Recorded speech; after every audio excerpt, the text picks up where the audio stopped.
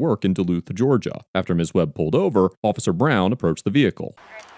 Stay in the car. Sorry, my window doesn't hold. Officer Brown, Roswell Police Department. You know how fast you were just going, ma'am? I'm so sorry, I'm late for work. So you could go over 80 miles per hour on 92? No, ma'am. You have your driver's license and your insurance card? Yeah, my insurance. Turn off the car and pass me the keys, please. The ground's wet. It's been raining. You're going over 80 miles an hour so on this type of a road. That's reckless driving, ma'am. This is LexisNexis. I'm trying to look it up. I don't have it printed off. Give me 1 second. I'll be right with you. Go for it. Hey. She was going like almost 90 down 92. Oh, really? She flew past me. I had to get up to 90 to catch her. Wow. My CAD's not working. Is yours? Would you I checked. can you see if can you check the tag too? I'm gonna have to restart this and see what the deal is. Make me skid around. I'm gonna take her probably for reckless. Okay. She flew past me going probably 80, 85 on 92 in the wet road. She said she's running late for work. I had to get up to 90 to catch her. What do you think? I mean, I don't have any speed detection, so at the same time, but...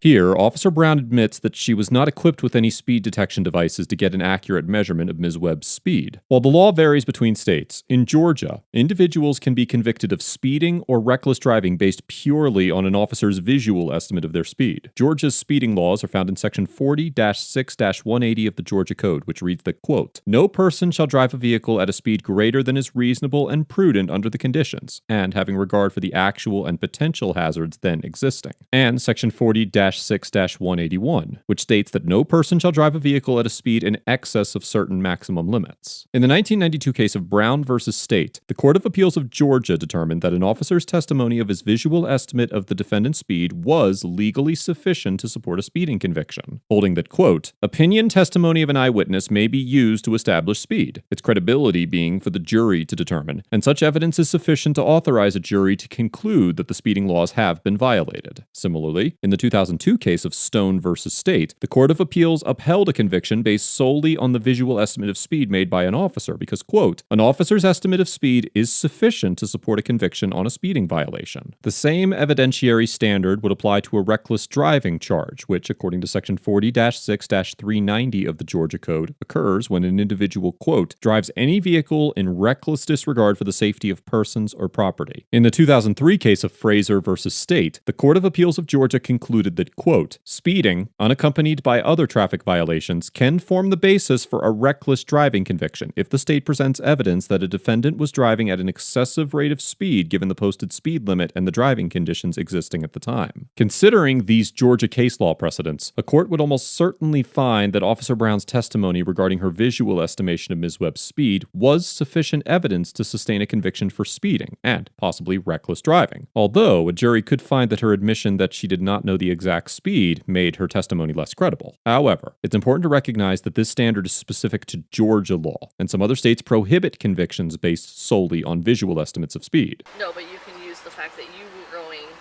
whatever speed and she went past you. Mm-hmm. It's on camera, so you're going to have a back speed. You're going to have the fact that you went 90 to catch up to her. You're going to have too fast for conditions, and... Yeah, I mean, that's unacceptable. I told her, I said, you know the roads are wet, correct? You're running late for work and you're going above 80 Right. to get to work. I said, call. So do not do that and put people's lives in jeopardy. Yeah. So, my CAD just froze on me, so I'm restarting it right now. What do you think? Or just tickets?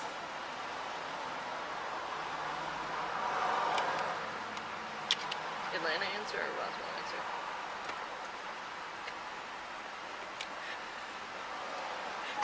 Hold on. Are you? Okay, hold on.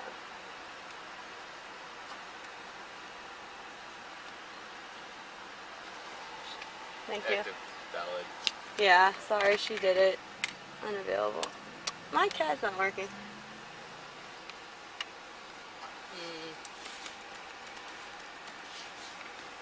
Who's that? A head, R tail. Okay.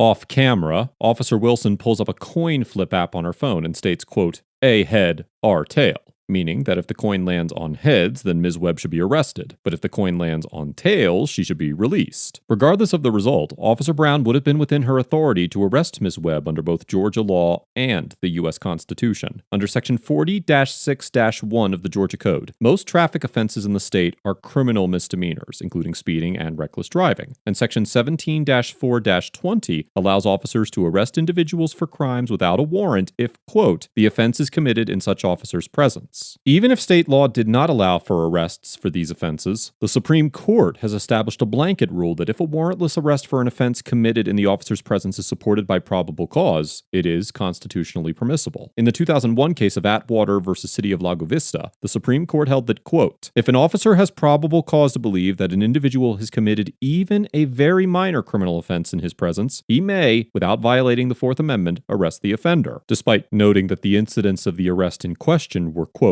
merely gratuitous humiliations imposed by a police officer who was, at best, exercising extremely poor judgment. The Supreme Court later affirmed and expanded this decision in the 2008 case of Virginia versus Moore, concluding that, quote, warrantless arrests for crimes committed in the presence of an arresting officer are reasonable under the Constitution, and that while states are free to regulate such arrests however they desire, state restrictions do not alter the Fourth Amendment's protections. Given the broad discretion given to officers in making arrests, a court would likely uphold the constitutionality of an arrest decision based on a coin toss, as long as the arrest was supported by probable cause. Nonetheless, in some jurisdictions, these actions would violate departmental policies. For example, the Georgia Department of Public Safety Policy Manual identifies certain circumstances when traffic offenders can be arrested, and all other custodial traffic arrests are prohibited. The Roswell Police Department Policy and Procedures Manual, on the other hand, does not specifically limit traffic arrests, but it does require that, quote, whenever appropriate, an officer should use alternatives to physical arrest by issuing citations. However, by deciding whether to arrest Ms. Webb based on a coin flip, the officers likely violated another section of the Roswell Manual, which states that, quote, police officers, having a position of trust and civic responsibility, should so conduct themselves as to merit the confidence and respect of the public and fellow officers. The policy also requires that officers, quote, conduct themselves in such a manner as to reflect a favorable image on themselves and the Roswell Police Department. Members will consider it their duty to be of service to the general public, and to render that service in a kind, considerate, and patient manner. This is tail, right?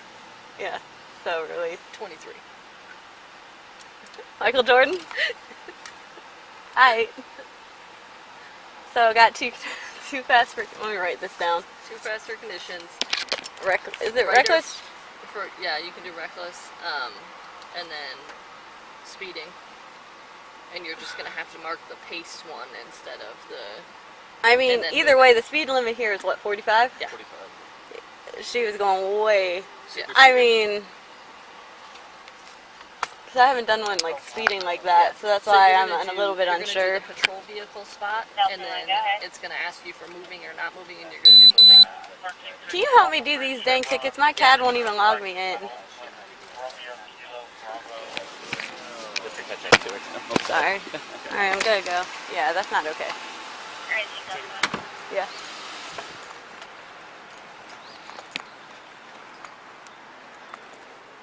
Alright, man. Do me a favor and step out of the vehicle for me. Put the phone down. Why am I Put your doing phone down. Step out of the vehicle. Turn around. Put your hands behind your back. Because, ma'am, you're driving entirely too fast for conditions. You put a lot of people's lives in jeopardy, okay?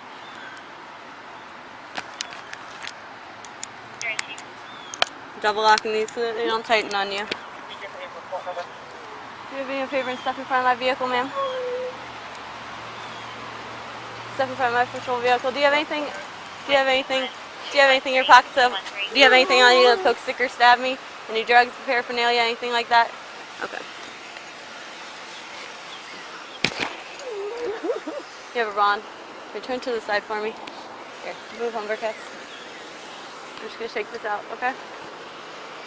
Alright. Do me a favor, step over here. It's my patrol vehicle. Have a seat for me. We're gonna buckle you in, okay?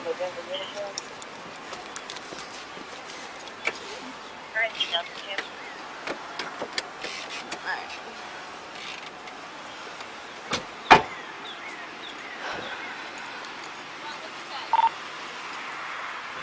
RDR 390R. Alpha 1 in custody. 919.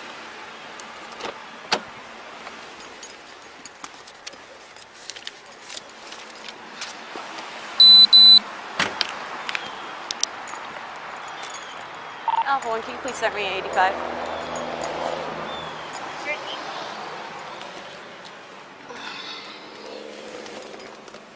Here, Officer Brown begins searching Ms. Webb's vehicle. While officers cannot search an individual's vehicle based solely on a traffic violation, there are many instances where officers may conduct warrantless searches of vehicles. First, it's essential to remember that officers can always search a vehicle with its owner's consent, and they do not need probable cause to request permission to search. As the Supreme Court first held in the 1925 case of Carroll versus United States, officers can also conduct warrantless searches of automobiles based on probable cause to believe that the vehicle contained evidence of a crime without violating the Fourth Amendment. Similarly, in the 1991 case of California versus Acevedo, the Supreme Court concluded that officers can search closed containers inside of vehicles without a warrant if the search is supported by probable cause. However, in this situation, it appears that Officer Brown was actually taking an inventory of the items in the vehicle in preparation for it to be towed. In the 1976 case of South Dakota versus Opperman, the Supreme Court explained that, quote, "When vehicles are impounded, local police departments generally follow a routine practice of securing and inventorying the automobile's contents. These procedures developed in response to three distinct needs: the protection of the owner's property while it remains in police custody, the protection of the police against claims or disputes over lost or stolen property, and the protection of the police from potential danger." For this reason, when officers searched and inventoried an impounded vehicle, the court concluded that, quote, "In following standard police procedures prevailing throughout the country and approved by the overwhelming majority of courts, the conduct of the police was not unreasonable under the Fourth Amendment." Here, the Roswell Police Department Policy and Procedures Manual mandates that, quote, "Members of this department will inventory and document the contents of every vehicle being impounded." Because Officer Brown appeared to be complying with this policy when searching Ms. Webb's vehicle, a court would probably conclude that this search was constitutional. You can take your phone with you.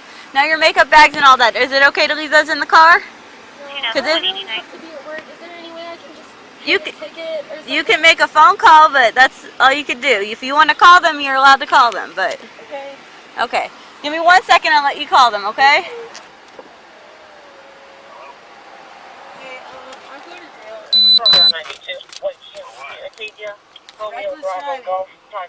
Where does he live?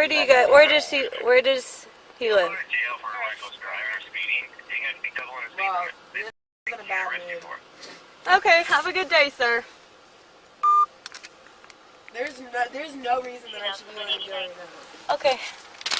Ms. Webb was arrested and charged with going too fast for conditions and reckless driving, but the charges were later dropped. On July 18, 2018, Roswell Police Chief Rusty Grant denounced the officer's behavior in a video statement posted on Facebook and stated that the department was conducting a, quote, "top-down assessment of the department and bringing in an outside consultant to perform an audit." On July 26, 2018, Officer Brown and Officer Wilson were both fired after the internal investigation was completed. Overall, Officer Brown and Officer Wilson get an F for exercising poor discretion by choosing to arrest Ms. Webb instead of citing her for speeding, violating several aspects of departmental policy and general policing standards, and for demonstrating poor character and an overall questionable ethical aptitude. There is no doubt that a majority of Officer Brown's conduct was lawful. However, it could certainly be argued that while Officer Brown's actions didn't necessarily violate the law, there are serious ethical questions to be raised about hinging the decision to arrest someone on the flip of a coin. A large part of police work is making the most reasonable and ethical decision possible within the bounds of an officer's authority. Most officers are required to take the law enforcement oath of honor along with their oaths to the federal and state constitution. The oath of honor explicitly promotes accountability and maintaining high ethical standards. And officers who neglect to consider the ethicality of their decisions are essentially betraying this oath and failing to fulfill half of their job description. Officer Brown and Officer Wilson demonstrated behavior that trivialized the social and financial impact of being arrested and diminished the department's relationship with its community. And I commend the Roswell Police Department for taking the appropriate action to address their officers' misconduct. As for Ms. Webb, I cannot rightfully issue a grade to an individual who had no control over the dynamics or outcome of this interaction at any point. When Officer Brown initially approached Ms. Webb and informed her that she was traveling over 80 miles per hour, it seemed to genuinely shock her, and Officer Brown later admitted that she didn't really know how fast Ms. Webb was going. This brings the entire stop into question, and there is an argument to be made that no verifiable evidence exists to show that this stop was initiated on a lawful basis. Ultimately, all the charges against Ms. Webb were dropped, and although she was visibly upset in the body camera footage, her ability to remain calm and compliant likely contributed to her charges being dismissed. I commend Ms. Webb for carrying herself well throughout the interaction and for following up the encounter with the proper channel of complaint. Let us know if there is an interaction or legal topic you would like us to discuss in the comments below. Thank you for watching, and don't forget to check out my second channel for even more police interaction content.